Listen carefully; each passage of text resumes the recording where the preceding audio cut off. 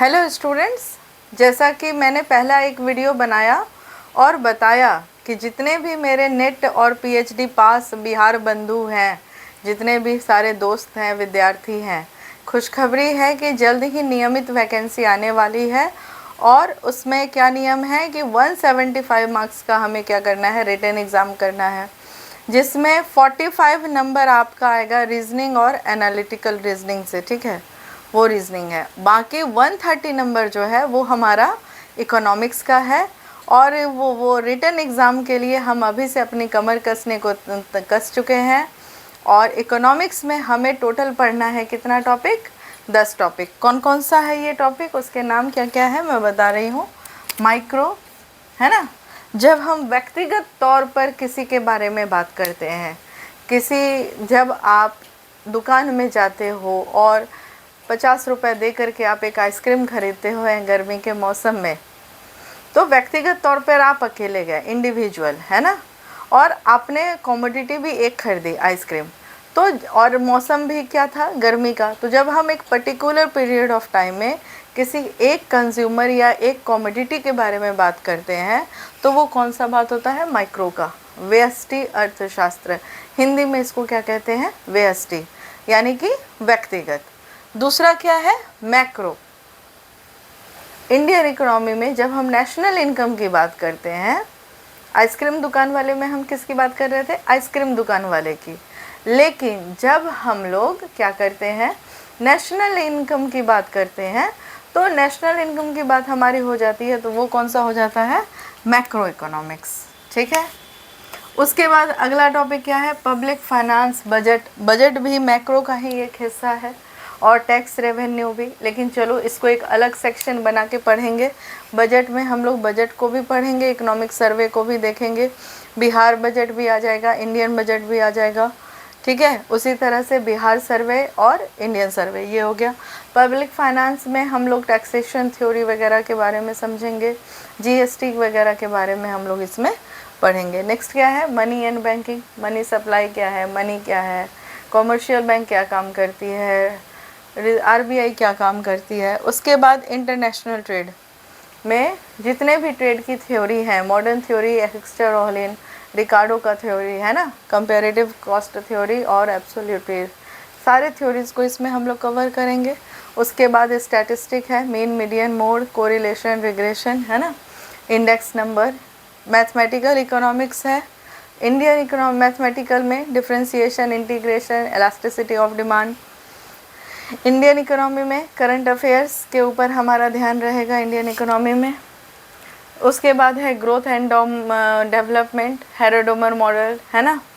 उसके बाद Schumpeter model है, हिक्स का मॉडल है, बहुत सारे मॉडल है जिसके बारे में यहाँ पर पढ़ेंगे।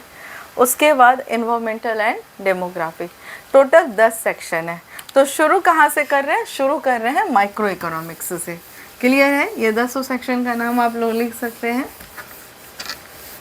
ठीक है, 10 सेक्शन है इकोनॉमिक्स का, जिसमें शुरू कर रहे हैं हम लोग किससे, माइक्रो इकोनॉमिक्स में कंज्यूमर इक्विलिब्रियम से। ठीक है, कंज्यूमर बिहेवियर से, कंज्यूमर्स बिहेवियर, उपभोक्ता व्यवहार। ये उपभोक्ता व्यवहार जो टॉपिक है हमारा, तो एक हम लोग देखो माइक्रो इकोनॉमिक्स से ही शुरू होगा, कंज्यूमर से ही इकोनॉमिक्स शुरू ही होता है। उसके डेफिनेशन में ज़्यादा नहीं घुसेंगे, लेकिन इकोनॉमिक्स में हम लोग इकोनॉमिक एक्टिविटी से के बारे में बात करते हैं।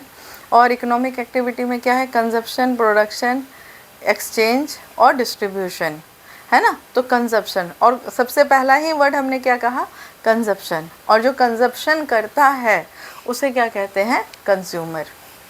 कंजप्शन क्या हुआ, और जो कंजप्शन करता है उसे हम लोग क्या कहते हैं, कंज्यूमर। और चीज़ों को खाना वो क्या होता है, कंजप्शन कहना। तो कंजप्शन से ही हमारी इकोनॉमी शुरू होती है। जो हमें पानी की आवश्यकता है, खाने की आवश्यकता है, कपड़ों की आवश्यकता है, मार्कर की आवश्यकता है, इंटरनेट की आवश्यकता है, इन सब के हम लोग क्या है, कंज्यूमर है। तो कंज्यूमर का बिहेवियर क्या होता है, हम जब पेमेंट करते हैं, जब आप इंटरनेट रिचार्ज कराते हो, तो आपका मकसद क्या है? आपका मकसद है कि आपको मस्त इंटरनेट चलना चाहिए, है ना, फ्लो में, थोड़ा सा भी रुकना नहीं चाहिए, इसकी स्पीड अच्छी होनी चाहिए, है ना। तो कंज्यूमर का मकसद क्या होता है कि अपने, और हम एक लिमिटेड इनकम, अपने इनकम का एक लिमिटेड हिस्सा जो है हम इंटरनेट रिचार्ज पे खर्च करते हैं। तो कंज्यूमर का मकसद क्या होता है? कंज्यूमर का मकसद होता है कि अपने लिमिटेड इनकम से मैक्सिमम सेटिस्फैक्शन को गेन करना। यही हमारा क्या है? कंज्यूमर का बिहेवियर। लिख लीजिए, आप लोग लिख सकते हैं, consumer behaviour is the study of how a Consumer behavior is the study of how a consumer allocates his limited income among different commodity to obtain maximum satisfaction. एक उपभोक्ता अपनी सीमित आय को विभिन्न वस्तुओं पर किस प्रकार से खर्च करे ताकि उसे क्या हो? अधिकतम संतुष्टि की प्राप्ति हो। मेरे साथ लिखिए, उपभोक्ता का व्यवहार क्या है? ठीक है, तो उपभोक्ता का व्यवहार क्या है कि वो अपनी सीमित आय से मैक्सिमम संतुष्टि पाना चाहता है। ठीक है, उपभोक्ता व्यवहार का अर्थ है कि उपभोक्ता अपनी सीमित आय को विभिन्न वस्तुओं एवं सेवाओं पर इस प्रकार खर्च करता है कि उसे क्या मिल सके? अधिकतम संतुष्टि मिल सके। ठीक है, consumer behaviour is the study of how a consumer allocates his limited income on different commodities to get maximum satisfaction. Clear है? अब जब हम उपभोक्ता व्यवहार की बात करते हैं तो यहाँ 3 थ्योरी है। पहला जो है वो उपयोगिता विश्लेषण, इंग्लिश में इसको क्या कहेंगे? Utility analysis. हिंदी में क्या हो गया? उपयोगिता विश्लेषण, इंग्लिश में क्या हो गया? Utility analysis. दूसरा जो है हमारा वो क्या है? वो है हमारा indifference curve theory. Indifference curve theory यानी तटस्थता वक्र विश्लेषण। तटस्थता वक्र विश्लेषण। ठीक है, और उसके बाद तीसरा कौन सा है हमारा? प्रकट अधिमान थ्योरी। कौन सा है? प्रकट अधिमान सिद्धांत। Revealed preference theory. ठीक है, तो हम समझ गए कि एक उपभोक्ता जो है वो क्या चाहता है? एक उपभोक्ता अपनी लिमिटेड इनकम से मैक्सिमम सेटिस्फैक्शन चाहता है, और वो कैसे अपने इनकम को कैसे बांटेगा, यही हमें समझना है। इस पे अभी तक 3 थ्योरी आई है। क्लियर है? पहला जो थ्योरी है वो उपयोगिता विश्लेषण के नाम से है, और ये इसे यूटिलिटी एनालिसिस भी कहते हैं, और ये दिया था किसने? मार्शल ने। इसके अन्य नाम भी हैं, वो हम लोग चर्चा करेंगे जब थ्योरी शुरू करेंगे। अभी केवल इतना ही। इंडिफरेंस कर्व थ्योरी किसने दिया था? हिक्स ने दिया था, और इसमें उन्होंने बताया, ठीक है, इन्होंने क्या बताया? तीनों का थोड़ा थोड़ा सा समझ लो। इन्होंने क्या बताया? इन्होंने कहा कि हम किसी भी कमोडिटी से क्या संतुष्टि मिल रही है और मिल रही है कि नहीं मिल रही है, ये कैसे पता चलेगा? जो पैसा हम उसके ऊपर खर्च कर रहे हैं। जैसे पानी की बोतल, तो पानी की बोतल के लिए क्या है? आप 20 रुपये देने को तैयार हो, उसके लिए 200 रुपये देने को तैयार रहोगे? नहीं। अगर परिस्थिति अलग है, रेगिस्तान में फंसे हुए हैं, प्यास लगी है, तो 200 रुपये देंगे।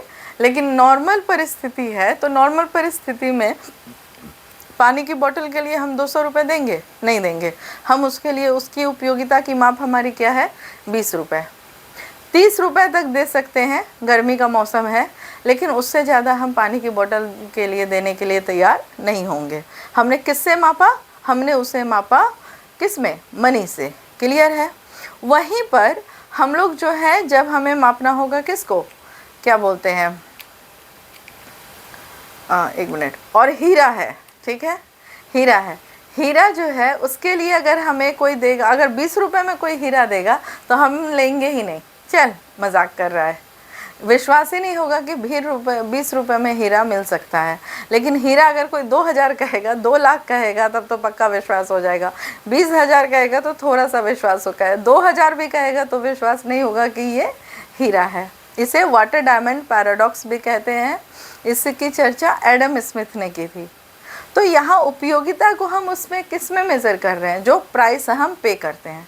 पानी 1 गिलास गिर जाए तो हमें दिक्कत नहीं है, लेकिन हीरा खो जाएगा तो हमारी जान निकल जाएगी, क्योंकि हमने उसके लिए कीमत ज़्यादा तय की। तो उपयोगिता को जो है हमने, और ये जो कीमत है 1 रुपया, 2 रुपया, 4 रुपया, 5 रुपया, इसको क्या बोलते हैं? इनको 1, 2, 3, 4 को क्या बोला जाता है? कार्डिनल। क्या बोला जाता है? कार्डिनल। यानी ये जो उपयोगिता विश्लेषण है, ये कौन सा अप्रोच है? ये कार्डिनल अप्रोच है। क्लियर है? यानी और इसको दूसरा जो हिंदी में है उसे क्या कहेंगे? गणनावाचक। गणनावाचक। कार्डिनल को क्या कहते हैं? गणनावाचक। जब हम यहाँ पर अपनी उपयोगिता को किस में मेज़र कर रहे हैं? 1 2 3 नंबर में। और वो 1 2 3 नंबर से हम किसके कंपेयर, मतलब क्या लेके चल रहे हैं? बेस क्या है हमारा? प्राइस। दूसरा जो है इंडिफरेंस कर्व। इन्होंने, हिक्स ने क्या कहा? नहीं, उपयोगिता को मेज़र नहीं किया जा सकता है। किसी को चाय से ज़्यादा उपयोगिता मिलेगी, किसी को कॉफ़ी से अलग मिलेगी। तो अलग अलग लोगों के लिए कीमत एक है दोनों के लिए, लेकिन उपयोगिता का स्तर अलग हो सकता है। ये सही मेज़रमेंट नहीं है। सही मेज़रमेंट क्या है? ऑर्डिनल। जब हम अपने प्रेफरेंस को ऑर्डर में रखते हैं कि मुझे कॉफ़ी पहले अच्छी लगती है, फिर कोल्ड कॉफ़ी अच्छी लगती है, फिर टी अच्छी लगती है, फिर लेमन टी अच्छी लगती है। तो इन्होंने किसकी बात की? ऑर्डिनल की बात की। तो ऑर्डिनल हम लोग पढ़ेंगे बाद में। उस पहले हम लोग क्या पढ़ेंगे? कार्डिनल को पढ़ेंगे, गणनावाचक को पढ़ेंगे, और उसके बाद फिर हम लोग हिक्स का थ्योरी ऑर्डिनल पढ़ेंगे। और हिक्स के ही थ्योरी से मिलता जुलता जो थ्योरी है वो है रिवेल्ड प्रेफरेंस थ्योरी। ये किसने दिया था? सैमुअल्सन ने दिया था, जिसका हिंदी नाम है प्रकट अधिमान थ्योरी। ठीक है, सिद्धांत। तो अगली क्लास में हम लोग कंप्लीट करेंगे उपयोगिता विश्लेषण को। मार्शल की थ्योरी को हम लोग कंप्लीट करने वाले हैं। ठीक है, जिसमें हम लोग पढ़ेंगे कि किस तरह से जो है हम अपनी सीमित आय से मैक्सिमम सेटिस्फैक्शन गेन कर सकते हैं। ठीक है, थैंक यू।